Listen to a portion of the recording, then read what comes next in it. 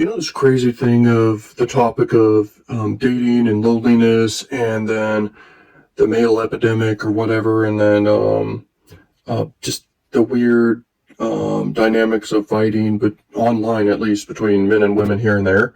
Truth is, if you look in the real world, sure, there's examples, but ultimately, if you're a lonely individual, just go approach people and talk to people if you really care that much. If people care enough and they get away from the artificial stuff and they care enough, they're not going to be lonely. So it's really not an issue. People can decide for themselves. They know what they need to do. It's not that difficult. If people are lazy, then they're just going to their DNA is going to be gone. That's it. Like their genetics, their DNA, whatever, who cares? Ultimately, it's gone because they won't reproduce, which at the end of the day, meaning of life, who cares if it's really about reproducing or survival, whatever. Those are the core things based on biology. But ultimately, if you want to not be lonely, just approach people.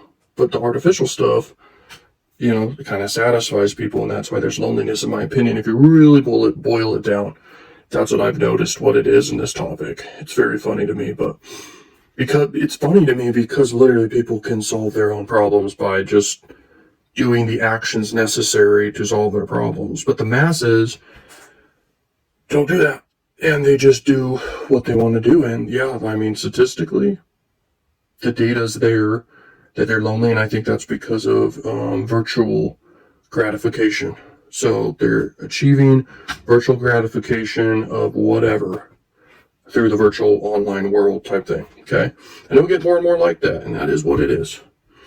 So if anyone has an issue out there of loneliness or whatever, just go approach people, talk to people. Who cares? It's easy.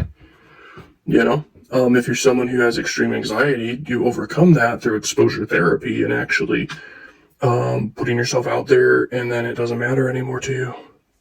Also have no agenda and everything wins. If you approach and don't care about any reaction or validation or anything, you suddenly discover you're free. It doesn't matter. People with anxiety, they are worried about judgment and they're worried about injury subconsciously. People who are confident, they have, first off, a lot of social validation, but they also don't care about judgment from others, and they don't care about physical harm. Believe it or not, test it out. You'll see yourself be more confident, but also not having an agenda at all, and even being self-amused is what makes you have no anxiety at all. It just works. That's what I've discovered. And yeah, so there you go.